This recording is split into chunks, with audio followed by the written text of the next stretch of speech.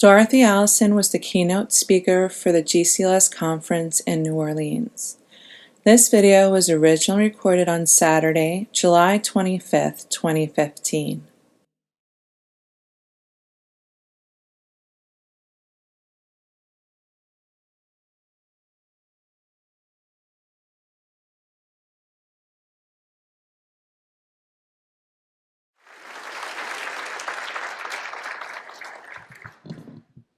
Thank you. Every once in a while, a writer comes along whose work is so raw and unflinching that it challenges the reader to examine what they thought they knew about human nature, about society, about culture. Someone whose work makes you uncomfortable, causes you to look at people differently. For many of us in this room, Dorothy Allison is one of those authors. It is impossible, and trust me, I wanted to. It is impossible to list everything that she's done in her career as an activist, as a feminist, and a storyteller. So I will simply say that Dorothy Allison was born in Greenville, South Carolina, the first child of a 15-year-old unwed mother who worked as a waitress. I mention this because her childhood experiences of poverty and violence and sexual and emotional abuse are the foundation for a body of work that frankly, and again, I use the word unflinchingly, tackles issues of gender and class and violence and sexual abuse and sexual orientation. The first member of her family to graduate from high school, Ms. Allison attended Florida Presbyterian College on a National Merit Scholarship. After graduation in 1971, she moved to New York, where she earned a master's degree in urban anthropology at the New School. Give it up for anthropology.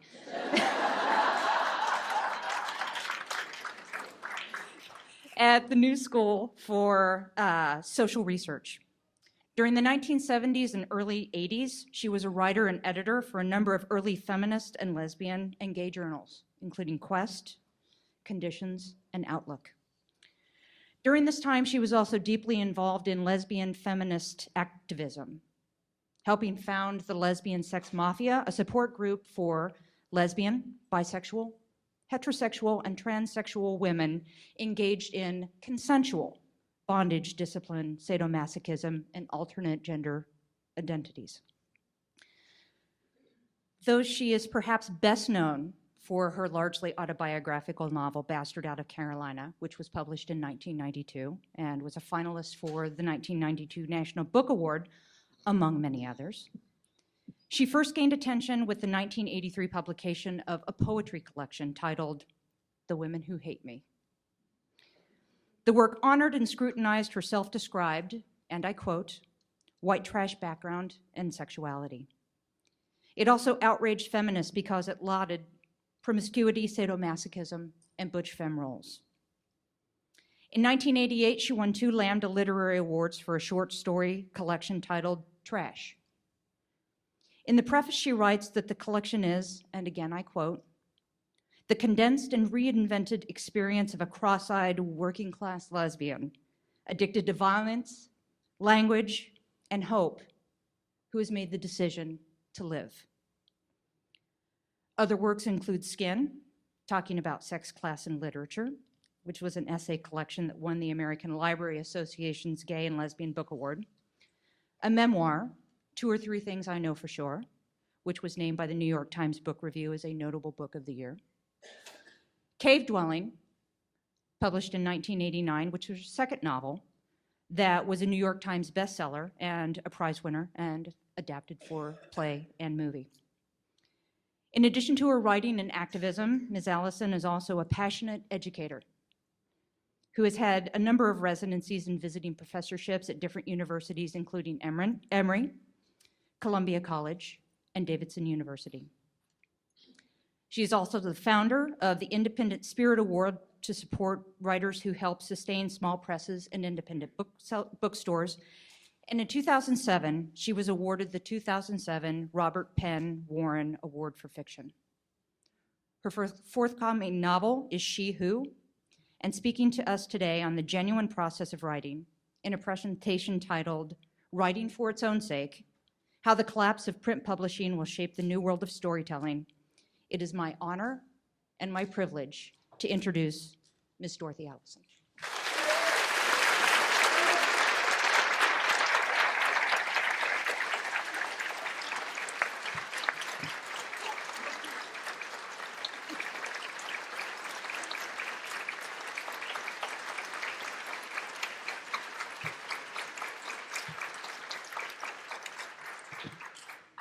Well, damn.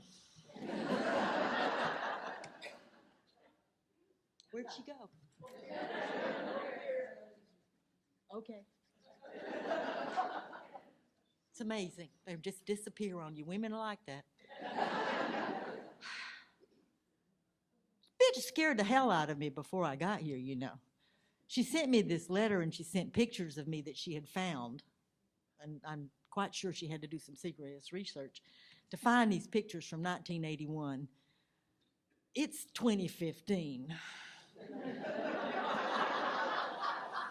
Maybe you didn't know, but a long time has passed since 1981. And in that picture that she sent me in 1981, for which I had to take a deep, deep breath and, oh my God, look at that. I was wearing spandex breeches and high-heeled shoes and had my hair tied back like, you know, who's that Aussie bitch did that physical song?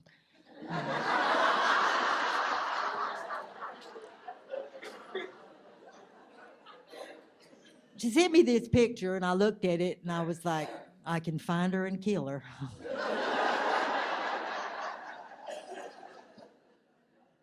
And then I remembered, wait, bitch, you're a feminist. There was a reason you were standing up on that stage in spandex breeches and high-heeled shoes. We forget sometimes, well, maybe you don't. I should just speak for myself. I forget where a lot of my life purpose originated. And maybe it's not something that you share, but I'm looking around here and I'm seeing a lot of white-headed bitches. If you've lived long enough, then you remember when you saw yourself and you saw the world in a different way. And it was a profoundly female realization. And I know that it sounds absurd, and in many ways it is, but standing on that stage in spandex bitches with my little rolls and bulges everywhere, come on, you know what it's like when you put on a pair of spandex breeches. Parts of you are struggling to get out. It's deeply humiliating, even at that moment, and fuck yeah, 35 years later, I'm like, oh God. Wait a minute, is it 45 years? My math is not so good, I'm a little older now. I had a reason, I had a purpose. And the reason and the purpose was that my understanding of what feminism genuinely meant was that we would love ourselves. We would love ourselves in our bulges, in our poor fashion choices, in our deliberate confrontation of what it meant to be female and the many ways in which we could present as female. And I was standing up there as a righteous, self-described working class femme. And God damn it, it meant high heels, even though I teetered and fell several times on my way to the stage. So I couldn't hunt her down and kill her. And then she don't even show you the picture?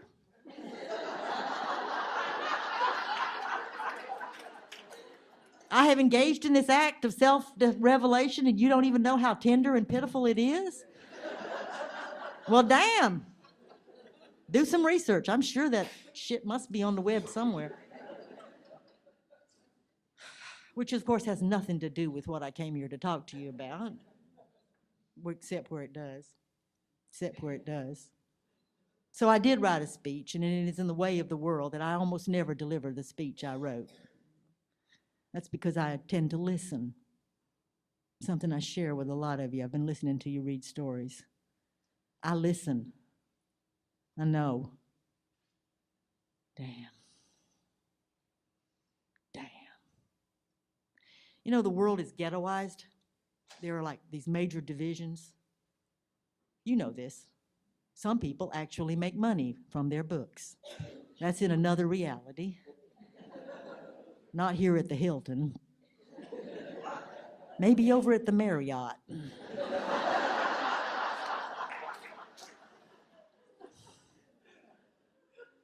I myself am a transgressor. I move through the world. Let's be frank, I can be had for cash.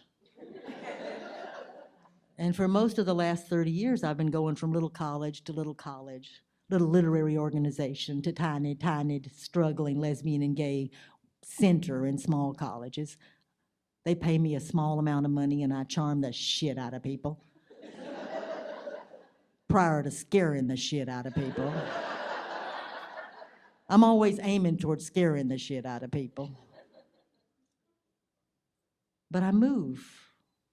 I move in a world that, I have to tell you frankly, I could not have imagined when I was a girl. Could not have believed. My partner, my wife, I can't help it, I giggle every time I say that.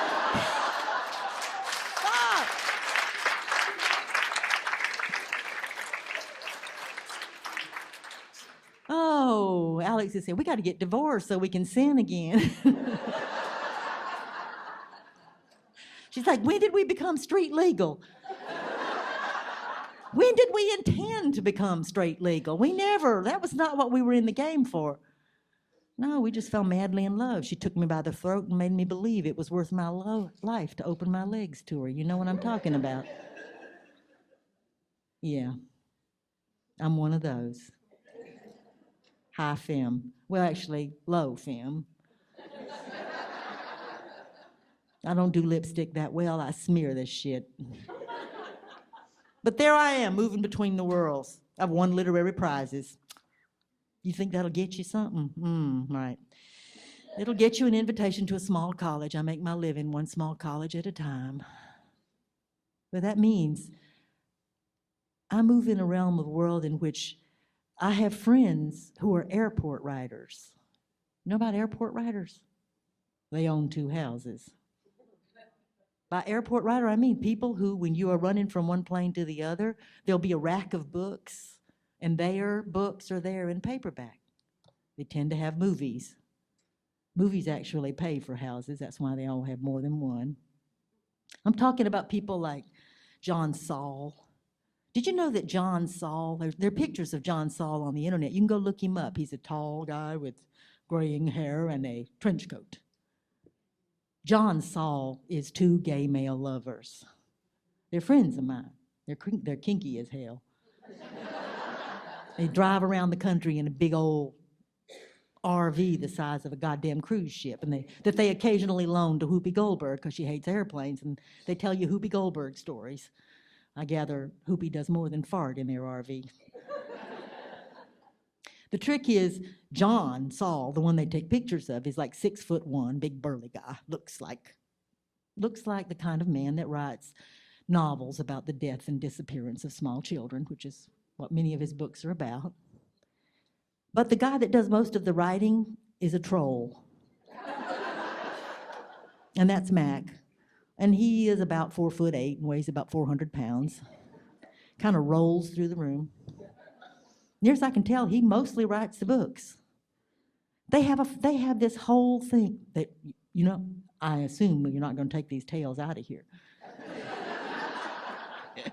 They have this whole construction in which they live a fictional life as John Saul, the horror and adventure novelist, with, actually I think they have 3 houses. One's on Maui. I think that's worth 2 houses. And of course, when they do readings, all the blue-headed ladies run right up, "Oh, Mr. Saul!" And Max in the back smoking a cigar. "All right, bend over, Mr. Saul."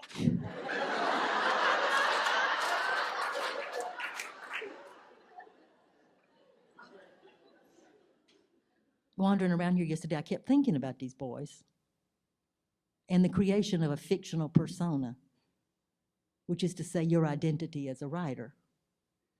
It is a fictional persona. We make a huge deal about being truth tellers. And that is absolutely accurate. We put on the page experiences that a large portion of the population of the world is shocked and awed by. Our own version of that invasion of Baghdad. Shock and awe. Oh my God, lesbians have pussies and they use them. Oh my God, they don't just fuck, they fall in love and it takes them 20 years to consummate. Oh my God, truth. All kinds of versions of truth. We are truth tellers and we are liars. And this contradiction is just simply astonishing. It'll drive you mad. And there is a kind of madness and glory in writing which is reaching past your actual lived experience, your genuine identity, into an identity and a life you create wholly inside your own mind. Now, let's be very, very frank. We are entirely fortunate that we live in this age in which, let's be very clear, at any earlier moment in history, they would have committed us. We would be in small, locked institutions, whispering our stories into the corners of brick walls. You know this. Some of you are old enough to have grown up in fear of this. One of the life-shaping experiences I had is that when I escaped to college, ran off to be an actual college student, the awe and horror and wonder of my family, there I was in a dormitory, watching all these middle-class girls with their own little fry pans cooking up grilled cheese sandwiches and selling them to me, along with a small quantity of marijuana. It was 1969. I was looking at them and being in awe and wonder and thinking, ooh, I can go to the thrift store and pass for middle class. What a hoot. That they came in the night. The family of one of the other girls in my dorm, they came in the night and pulled her out of her dorm room and put her in a straitjacket and hauled her out of our dorm. I remember standing in the door of my room. My roommate had moved out. I think I made her too nervous. I stood in the doorway of my room and watched them, and she was twisting her head, trying to scream. And it was her daddy, her mama, and her brother. And they put her in that straitjacket and hauled her out. Why? She wasn't even a lesbian. She looked like a lesbian. It was 1969. She was wearing sweatshirts and shorts. She had cut her hair off. She was outspoken. She was audacious. She wrote terrible poetry. She was me. I was outspoken, audacious, and writing terrible poetry. I thought the only difference is it's a middle-class family. And it's middle-class families that show up in the night. Working-class families, they don't even know how to find a dorm. And if they show up, it ain't with a straitjacket, it's a shotgun. She came back a year later. Hair still short, because they had shaved her head when they gave her the electric shock therapy. Real skinny, because they had given her insulin injections, which was one of the ways they dealt with perceived madness. And she was quiet. Quiet. Some of you in this room remember what it was like to live in fear of being too much yourself in public. We had to create a fictional persona just to stay alive, just to stay safe. Don't lock me up, I'm normal. Don't lock me up, I'm actually quite sane. I remember being a sophomore in college, coming into the dorm and seeing that girl sitting on the couch. It's 1970. They had a couch. And she shook all the time. Just trembled. I couldn't figure out if it was fear or drugs. She didn't stay. She didn't last out the year. I was determined to last. I was determined to get my ass somewhere safe. What's safe? What is safe? I tell people I am alive because of the accident of birth, because I was born at the right time. I was born at the fortunate time that when I got to college on scholarship, it was the early women's movement. There were actual consciousness-raising meetings when I was a junior, and it was 1971 in South Florida. And suddenly we were being invited to tell our secret thoughts and fantasies to other women in a small room. And I went in that room and I looked around and I thought, when are the people with the straitjackets coming? Why do you people imagine I am going to feel safe enough to tell you what I am really thinking? It is easier to crawl through the eye of a needle than to trust other women when you have seen someone so like you hauled away in the night. How do you invent a version of yourself that is moderately sane, honest enough not to hate yourself, and safe? What is safe? What is safe? Not all of us came to the same conclusion. Not all of us decided that the only safety possible was a world in which no one could be hauled away in the night, and none of us could be isolated and destroyed. That in fact, safety meant, to quote Rita Mae Brown, an army of lovers, fearless, hand in hand. What, you ask me, has that got to do with writing? What has that got to do with books? Take a breath, children. Take a breath. You are the daughters of women who risked everything to change the world. You are the offspring of our madness. You are the vindication of our terror. All right. You write romances. You write mysteries. You write science fiction. You exist on the razor's edge of genre fiction, held in contempt by them literary prize winners. And envied by people who sell 7 copies of their esoteric short story.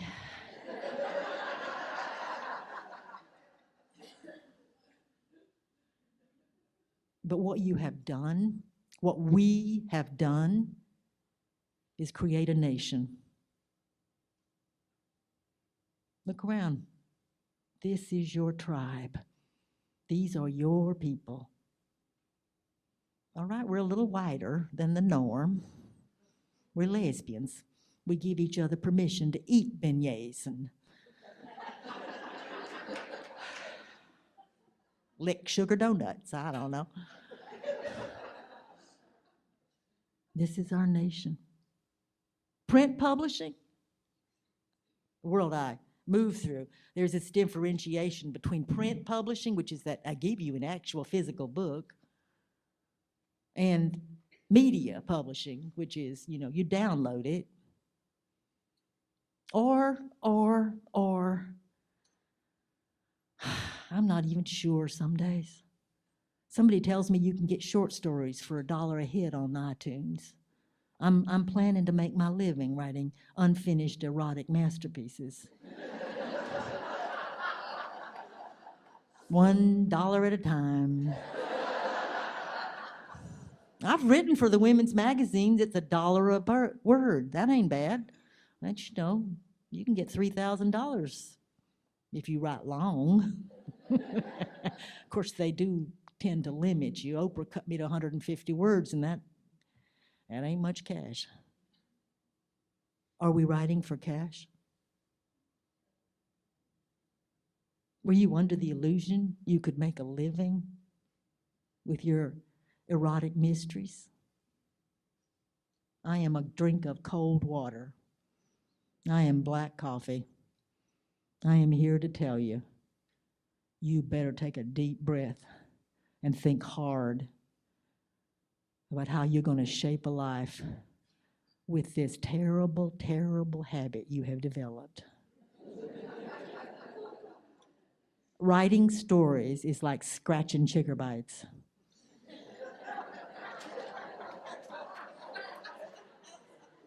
Some of you have had chicken bites. Some of us have lived in trailer parks, and we know exactly what happens when you run barefoot through the dirt. Scratch it and it'll just develop more. And you'll be embarrassed. People will look at your ankles and go, oh, that bitch got chicken bites. I wander through the vendor tables and I look around, chicken bites. You ain't got just one book, she's got 7. It's a disease, it breeds more. It's a disease, it breeds more. Which is, of course, the vindication and the wonder. It ain't enough to tell one story. Every story pushes another. Every character you made up. Now let's take another drink of cold water. Where do they come from, these characters you made up?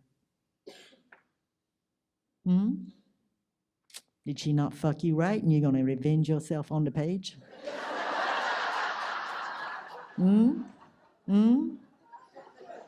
Where do villains originate? She didn't respect you. She didn't listen to you. Well, let's just put her in a story. She walked across the ballroom just ahead of you. Let's just put her in a story. Our people come from somewhere. Some of them, it is true, are versions of us. We put ourselves on the page. Often it's women we steal. I've been stealing women a long time. Don't you just love them double entendres? That's the problem with being working class and poor. You read a lot, but you don't hear people use words, so that when you use them, you're never sure you're pronouncing them right. Is it double entendre or double entendre? I don't know. Fuck it. I just know that I am trying to say 2 or 3 things in every sentence. Some of you will get the third thing and others will not. You'll follow me into the bathroom later and you'll say, did you mean? And I'll say, absolutely, baby.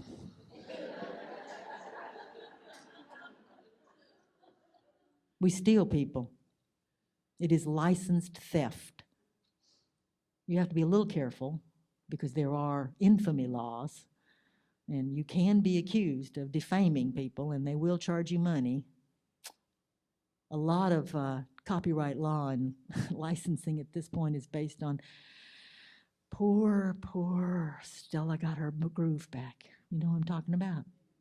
Because, she wrote that novel. Terry McMillan wrote her novel about her ex-husband, and she did what so many of us long to do, took revenge on the page, and wrote him as she truly perceived him, and probably as he was, which prompted a defamation lawsuit and got him $1 million. And thereafter, the publishers changed the contracts. And now, all writers are responsible for defamation lawsuits, so you hold someone up to ridicule, you fucked. Unless, of course, you change their name, their height, the size of their genitalia, and their relationship to you. And then it gets way over into fiction. Write fiction from the beginning. Steal, but alter. And what the fuck has that got to do with telling the truth? My daddy was a son of a bitch. My mother didn't love me. Is that not the beginning of all fiction? My sister went into my room, read my diary, tore pages out, took it to school, read it out loud. Everybody heard it. I come in an hour later and they all recited it back to me. Gestation of a writer. Why do we write? Why do we put story to the page? Aside from occasional acts of genuine revenge, which I honor, I believe in revenge as a motivation for writing. I just happen to believe that if you stop at revenge, you're going to get yourself in trouble. You have to take it just a little further. And I have some very high-minded comments on that subject. You will probably find them on the web. Go past revenge to vindication. That's truth-telling. Don't serve it in small. Don't serve your revenge small. Don't just put her in a story with wider hips than she has and less sexual skill than she displayed. Put her in a story with her deepest fears naked. Give her the grace of changing her name and her physical appearance so that it's only you and her know you did that. Revenge? Is that revenge? Or is it a kind of glorious vindication? I believe in it. But why do we put it on the page in the first place? What is it we hope to achieve? We're not damn fools. Well, all right, some of us are damn fools. Did you think you was going to get rich? I teach. I've been teaching for 30 years. I've had to mostly give it up recently. And I always do these workshops. And I was raised poor. My hunger for the world is almost unjustifiable, enormous. I want. Want is the definition of my soul. I want. Nobody in my family ever went anywhere. My mama never even ate in a restaurant until she was 30, and I took her. There I was, 15. My waitress tips, and I took her out to a restaurant. Do you know the hunger that breeds in you? I will go anywhere. You don't have to pay me that much, but show me something new. I have taught in France in a fucking castle. Bitch that organized that expedition was crazy damn shit. Crazy. Got me into a castle in the south of France with 30 young people, and then had a fugue state and wound up standing catatonic in the kitchen. And there I was with 30 young people in a castle in the south of France, trying to figure out how to feed them. I can be had for the most absurd things. Two of the people that I was teaching in that workshop came to me, and they had paid for it. Because let us be frank, I didn't have anything to do with the money side. I'm a writer. We don't touch cash. Recent divorcees, their divorce was paying for their writing project. Both of them had every intention of becoming rich on the novel they were going to write about their ex-husbands. One of them was an actress on the old Homicide. She was actually a pretty good writer. And I had to sit down and explain to them that the likelihood that they would make a living exposing their ex-husbands to humiliation was extraordinarily small.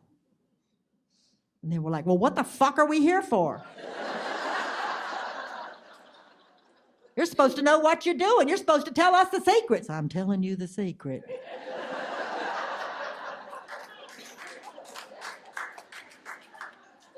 Doesn't matter where I've been. Italy, England, Iowa City. I teach workshops, and I get these young writers, some of whom have lofty ambitions and completely unrealistic expectations. I'm generous. I'm supportive. I was raised Baptist. I comfort them. I explain to them some of the realities of the logistics of publishing. That's all. That's all well and good. That's all over there. I don't live over there unless I have to. I live over here. I teach for the 2 or 3 that I find in almost every workshop. Shy, scared, terrified actually, with 8 paragraphs and a desperate need. 8 paragraphs is not even a real story. It's just a sliver. It's just a beginning. I look at them. I feel as if at some point, maybe when they dunked me in the river and baptized me as a child, Jesus actually did open some crack in the center of me, because I can look out of that crack and I can see right into them. And I know what it is they want. It ain't even revenge. It ain't even vindication. Some of us make story out of the awful fact that neither ourselves nor those we love has ever been made real in the world. That ourselves and those we love, not just our lovers, but our families, our people, that we only appear in the pages of books in the form of caricatures, in figures held up to contempt, in poorly represented, thin, ghostly, insulting portraits, and that reading for us is sometimes like walking on razor blades, bleeding with every paragraph. Have you ever read a book that you put down because, in fact, it made you despair of your life?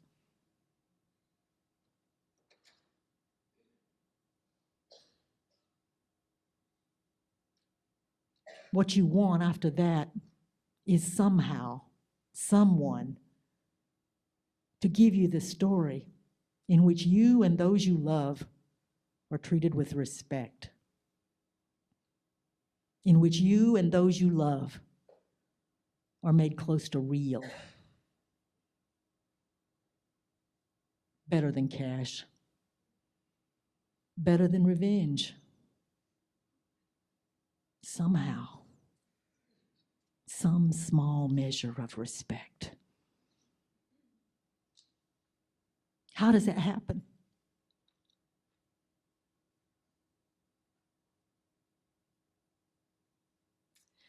How is it that happens? People always ask me, why is it you became a writer? What did you hope to accomplish? It depends on whether I'm feeling particularly funny that day. I got a couple of different answers. I'm like, well, my career as a waitress was not going that well.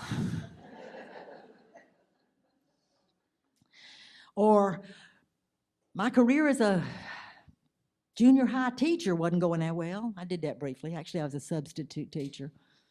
Don't ever tell people in Florida, but I was stoned out of my mind every day that I tried that shit. If you're going to teach 7th grade, you might as well be stoned out of your mind. Or I could get really pretentious, which I do have a gift for every now and again, and I can say, I wanted to break the heart of the world and heal it. Don't that sound good? What the fuck does that mean? That's like some country western lyric. Sounds good the first time, and then you think, what the fuck does that mean? But somehow, especially for the last decade, almost everything I have done as a writer, and particularly as a teacher, has been profoundly shaped by reading this most absurd article. I'm a compulsive reader, you should know that. I am the one you should be tempting. I buy books, and I read every damn thing. I read terrible articles, and I read a terrible article, but in the body of the article was a quote. Take a breath, this is gonna be pretentious as hell. Do you know what Nabokov said about writing, about why he wrote? One of them silly ass interviews. Why do you write, Mr. Nabokov? He says, I can hear him, the impatience. I don't want to touch hearts, he said. I don't want to just touch hearts. I don't even want to affect minds very much, he said. What I want, said Vladimir Nabokov, what I want is to produce that little sob in the spine of the reader. Oh, think about that. That little sob in the spine of the reader. Yeah, exactly. Fuck that. What I want to stop your heart. If I am going to be that naked on the page, if I am going to give you my dead, I want to catch your breath. I want everything to seize in the moment that you're reading my stuff. I want my language to spill into you. I want it to burn right through your bloodstream. I want, didn't I tell you? I am full of want and need. What I need, my overwhelming ambition. I told you, we can't pronounce us working class bitches.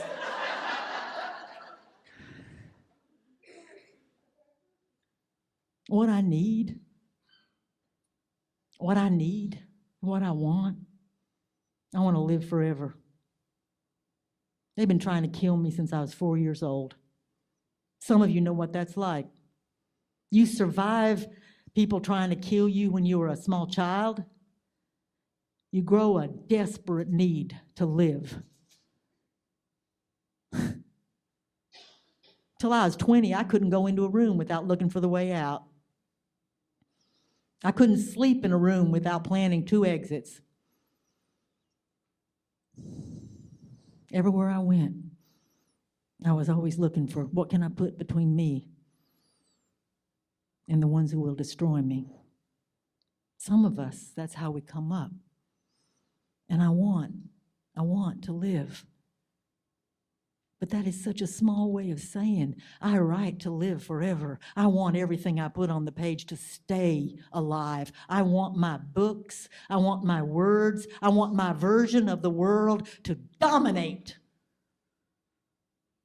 I want my people to redefine what anybody means when they say working class. I want my women to be what you think of when you say dyke. Want, need. I want to put in your spine that sob torn out of you against your will. Let's be very damn clear. I do not believe that great writers are good people.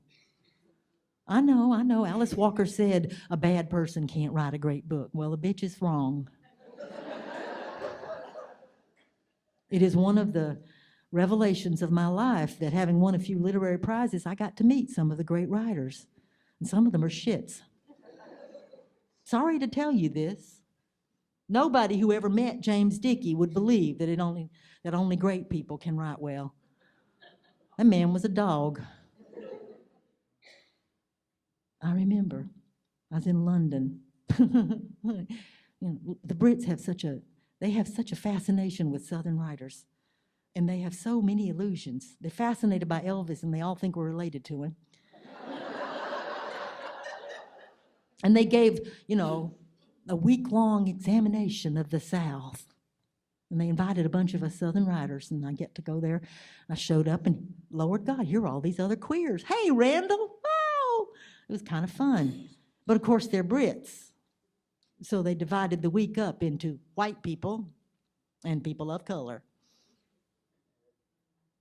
Let me tell you one of the joys of my life. Sitting in the lobby of the hotel in London with Talani Davis and Randall Keenan, and we were sitting there because we have been studying the program for the week long. And the first half of the week, all the white writers showed up from the South, and then they had all the black and white and colored writers. Not everybody is black who is colored. I learned a lot. And we noticed that they had put Connie Mae Fowler on the second Saturday. Do you know Connie Mae? When Women Had Wings? Connie Mae is possibly the whitest white girl in the world. She has the blondest hair, even without the benefit of Clairol. That girl is just pale, right down to her sobbing spine. But she wrote When Women Have Wings. If you have read it, you know how they fucked up, because there was no picture of her on her paperback. And so they had put her in the second part of the week with Randall and Talani and all the other black writers.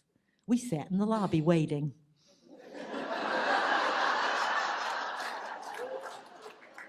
Because all these well-meaning 19-year-old British girls were waiting for Connie Mae. Connie Mae, the black writer from North Florida. And here come the whitest white girl in the world with her redneck husband. Comes stumbling in with her rolling suitcase, and she saw me and went, Dorothy, and I'm like, hey, Connie Mae. Talani is curled up, shaking in her seat, and Randall's because all around us, the little British girls are going, what? And I'm like, yeah, she's white. And she's straight. Not like me. And they went, what? And here come James Dickey, possibly the nastiest man I've ever met.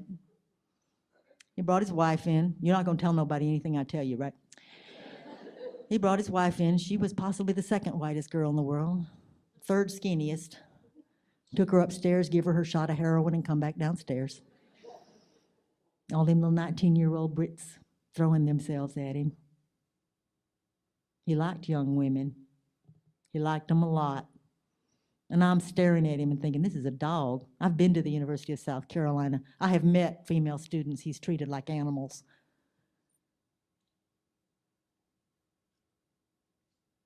They had a reading.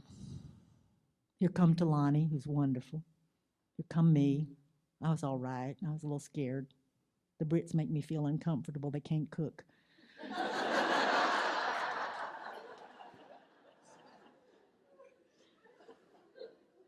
Here come James Dickey. Walks up to the podium looking like Colonel Sanders and read poetry. There is no God. I knew that when he began to read. Because that monster, that abusive, disgusting creature, made me cry. Read poetry that touched me right to my heart. There is no God. There can't be a God. If a man, that animal, could write like that, how is that possible? How is that possible? Surely, to write beautifully, to tell true stories, to give me something so wonderful, you must have a great soul. You can't be feeding your girlfriend heroin and fucking 18-year-olds. You can't be making me scared to get in the elevator with you.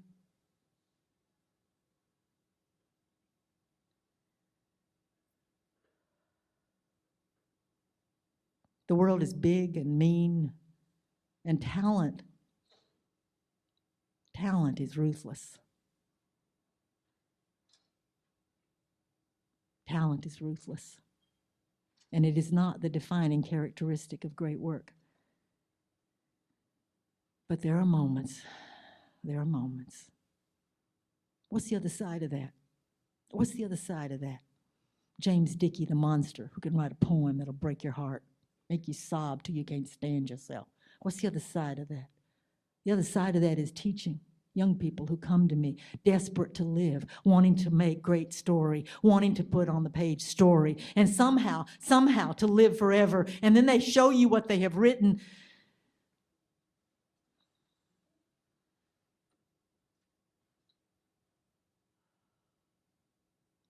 Little baby chicks, little tender-hearted creatures, little hungry, desperate girls wanting to do justice to those they love. Awkward sentences,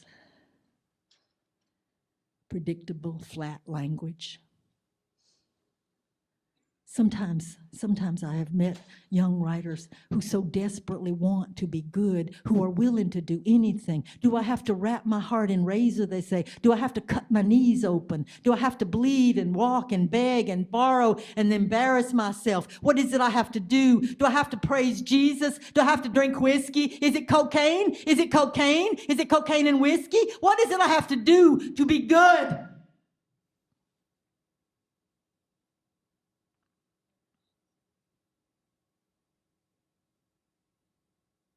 I can't give you that.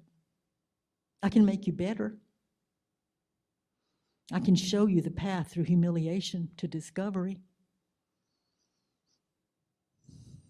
I can give you reasons to embarrass those you love. First reason is just to embarrass them. I can make you laugh. I can comfort you with humor. I can distract you. With humor, so that I can get the fuck out of the room and not have to be alone with you in your enormous shame and terror that you will never be good enough. You know that this is what we all fear, that no matter the effort, we will never be good enough. That no matter how we mix our substances or... Christ, I used to know football players. I don't know what it is, but somehow when I was going around reading novels, I would go to these universities and coaches would bring the football team in to see me. I think in some ways bringing those boys in to watch the lesbian writer read her strange work was some kind of emotional correction to their other tendencies. I'm not sure how it worked. But I seem to have made a lot of friends with young football players, only a percentage of whom were queer. And they would come in and they would nod and want to be shown something. And I would try to get past my prejudice against the young male heterosexual and do something of worth.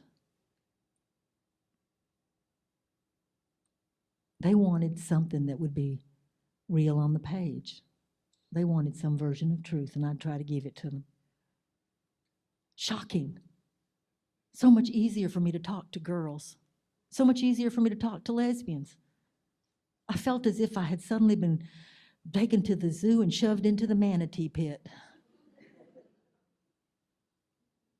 It is hard.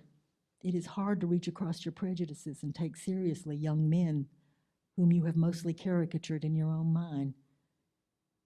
But that is not as hard as talking to a baby writer whose greatest ambition is to write a series of romances that recount how deep was her terror and humiliation at falling in love with her best friend at 14. Bad poetry. Bad poetry. I do believe that the gateway to all great literature is the doorway of bad poetry.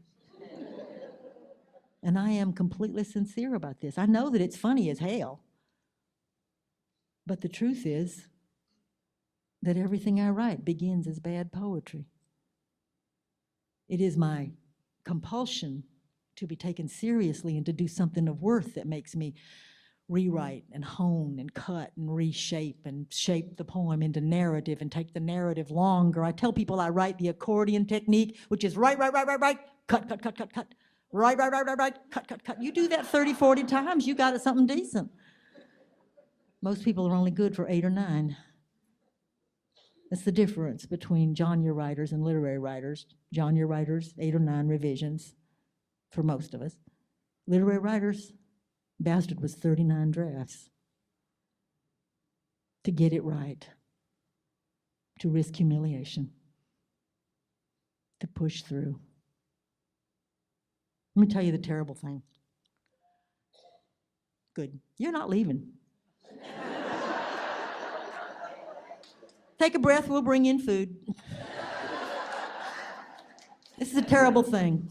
Aside from being married, I don't believe in marriage, nor does my girlfriend. I'm only married because Kay Kendall called me up and threatened my life. It was just before Prop 8 passed. She said, you got to get married, you're a public figure. And I'm like, I don't believe in marriage, I'm a feminist. Marriage is a patriarchal institution. Don't give me that shit, get married. I need your name on the list. Okay, my girlfriend Jewel was getting married. I called her up and said, can we piggyback on your wedding? Okay, all right. We're being married at the library. You want to get married at the Chevy's where we're having the reception? All right. We got married at a Chevy's in downtown San Francisco.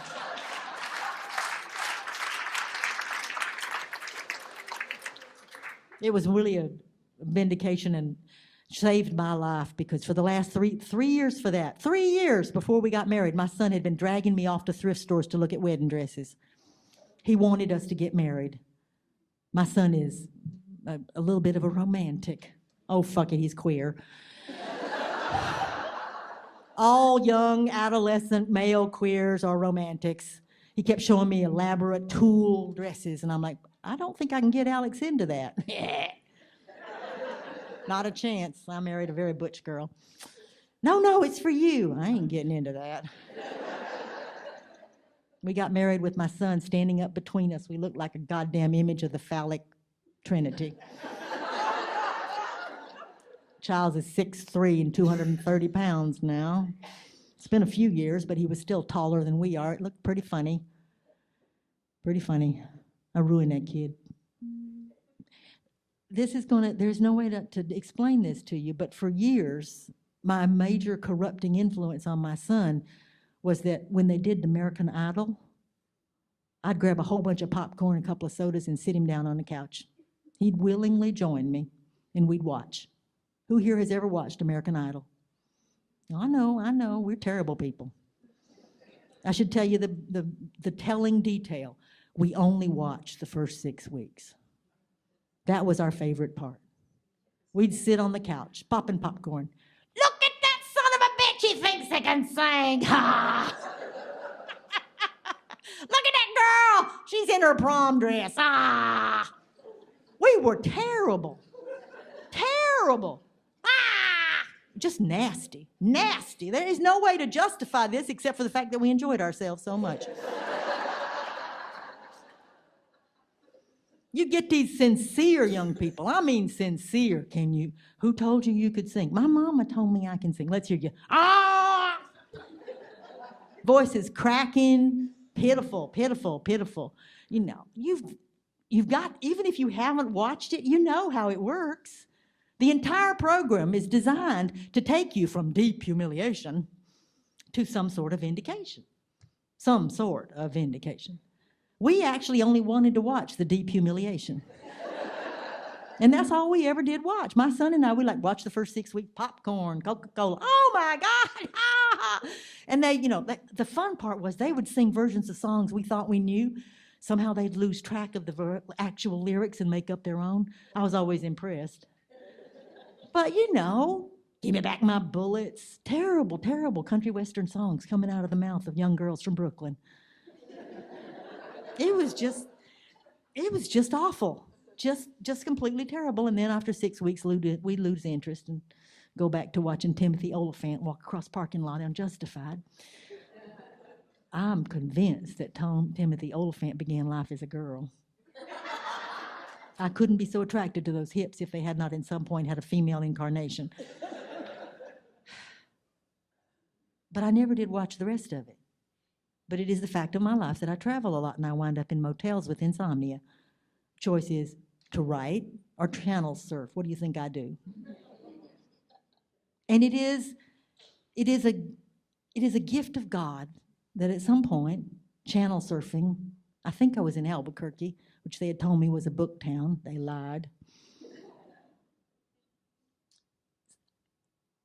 American Idol is on all the time somewhere.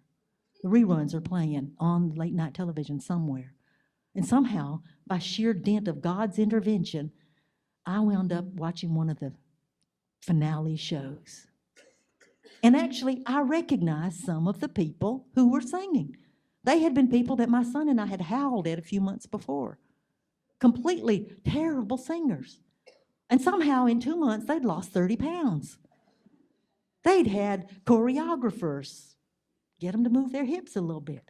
They had had their music shaped. They had learned the lyrics. Suddenly, from having been an embarrassment to the human animal, they had become artists. Some of them still a little pitiful. Pitiful goes a long way on American Idol. But actually, heartbreakingly powerful. I could never have explained it, but if I had died at that moment and they had discovered my body later, I would have been laying in bed, propped up on pillows with tears all over my face. And they wouldn't know that it was because I had suddenly seen and understood something I should have known, something I did know.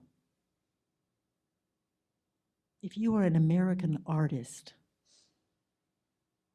3/4 of your existence is spent in profound humiliation. 3/4 of your experience, you are those baby writers in the first weeks of American Idol. You are absurd, you are ridiculous. Your mama will say, "Why did you tell that story?" Your girlfriend will say, "Did they pay you anything?" Your sister will say, "What'd you get for that?" And you say, "Well, I got a subscription to the magazine, 14 copies and $29.98. What can be more absurd? What can be more ridiculous? And then what happens? What can happen? You know what can happen. You know what you pray for.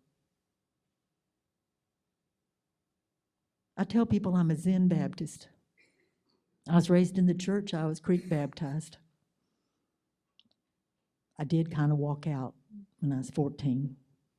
Laughing over my shoulder. "You people are crazy," which is absolutely true. It is only in car wrecks and heartbreak that I cry out to Jesus. And watching that final episode of American Idol, or sitting in the room with a young writer who came to me unable to make a sentence, not even knowing what a paragraph was, but wanting desperately to tell the story of what it was like when she went off to college and they hauled another little girl out of her dormitory. And it was a girl she was in love with.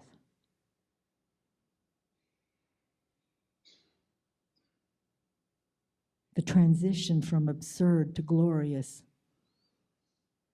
is as thin as your skin, as wide as the Grand Canyon. The jump from being ridiculous to being a vindication of all that you know and love. That jump, that reach, that acquisition, that transition, that's what we want. That's what we're in the game for. We write in the hope of telling something so true, it justifies weeping through it. It honors what we barely can acknowledge we want. We write to make real our people, to demand respect,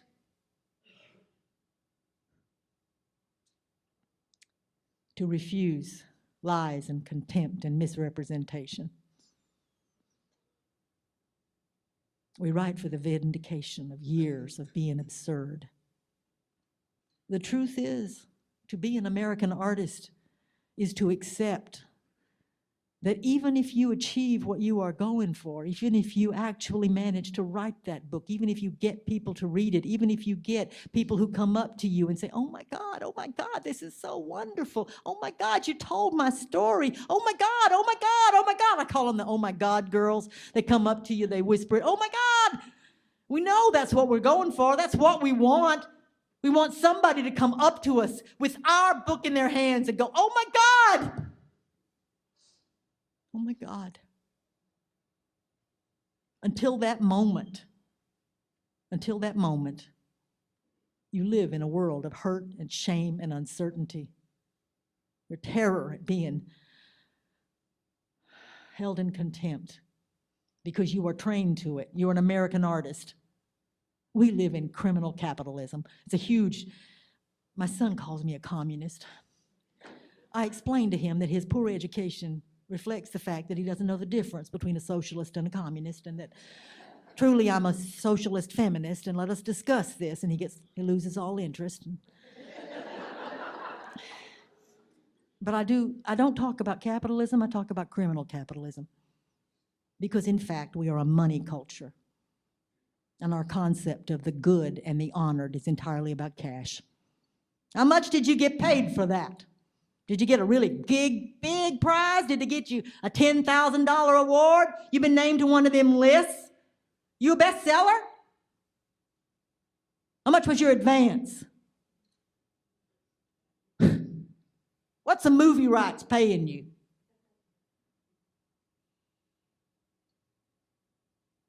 We only honor money in this culture. We only understand cash. It is our standard of excellence. It's what's wrong with us. You know this. You know this. Who do you love? Why do you adore Lee Lynch? Why do you read and reread Sarah Aldrich? Why do you wander through that vendor's tables, picking up books with your mouth open, tears in your eyes, gratitude breathing out your skin? Why? Because you're not reading for the one that made the most cash. You are reading for the one that touched your heart, caught you in the net of her imagination and pulled you behind her. You are the big fish she was going for.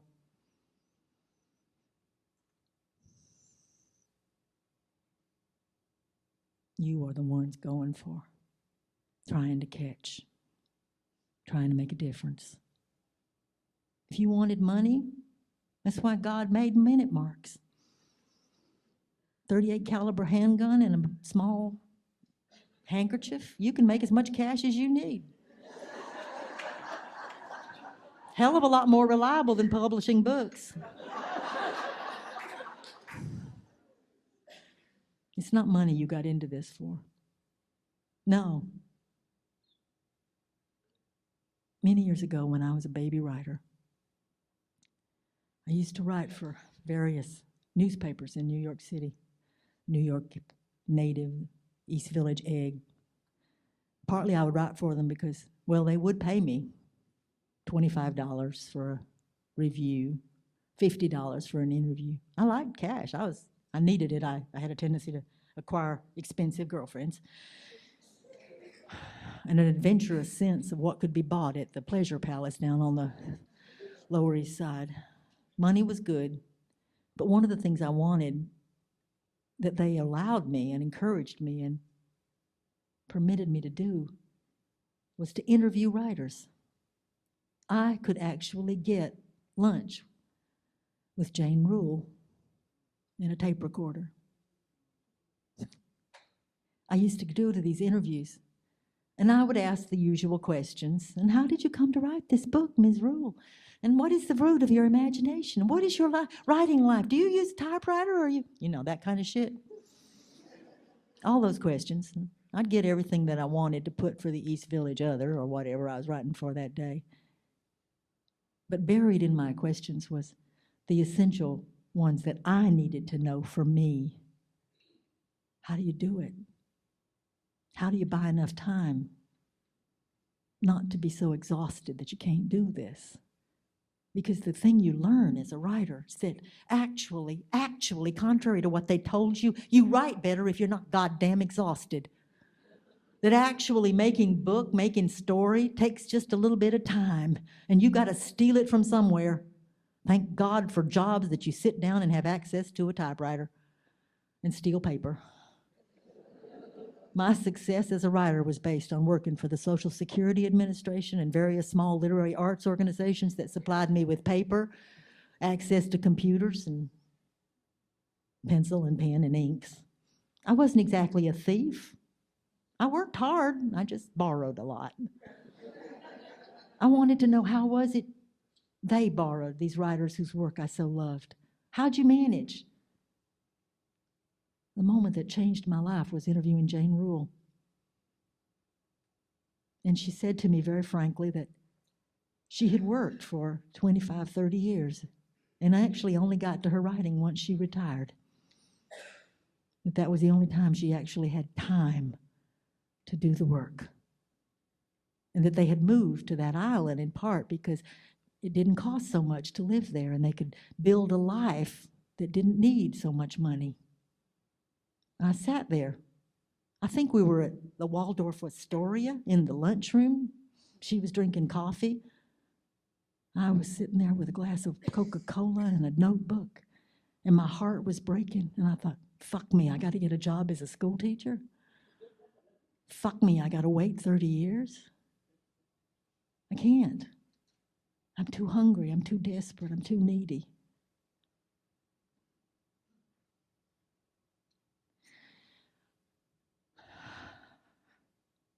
Some of you waited, but the rest of us got up in the middle of the night and wrote anyway, in a state of blind exhaustion. We stole time at work, worked through our lunches so we could actually work on that story. You know what I'm talking about. Work done in a state of exhaustion so profound you could have been writing poetry or maybe experimental fiction. We live in criminal capitalism. If we are going to raise up a new generation of baby writers, we have to be realistic about what it takes. We can't lie to them. Oh, honey, you'll get a scholarship. You'll win prizes. You'll get a publisher who so adores your work, they'll actually help you to get a decent job, part-time, so you'll have the energy to do the work. Yeah, and God made Tinkerbell.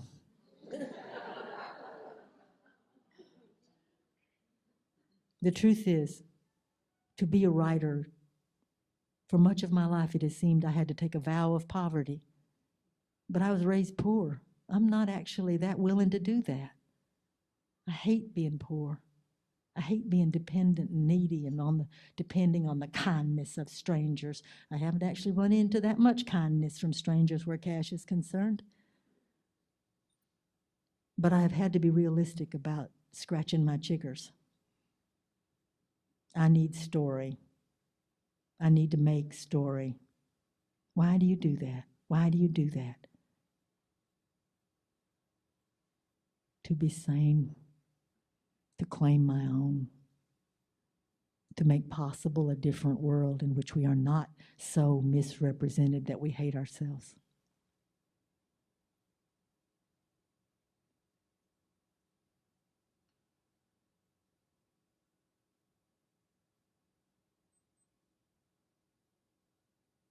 I believe that story, making story, is an act of love. To have been in love, and even more profoundly, to have known heartbreak, is to want the vindication of making out of it something that justifies it, something that saves you from your own grief and loss, something that speaks to hope, something that rescues the girls pulled out of dormitories in straitjackets, something that puts on the page the women we have so adored who were treated with violence and contempt on the street. To stand up in our black spandex and high heels and say, God damn it, this is who I am. This is who we are.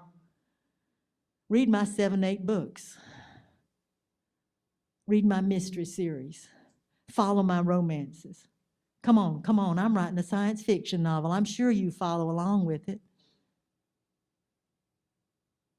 I'm writing a fantasy. The true story, the reinvention of a cross-eyed working class lesbian who by God did not die. Thank you. Get to know GCLS. Spend time on our website, like us on Facebook, follow us on Twitter, and of course, check out the other videos in the GCLS video library.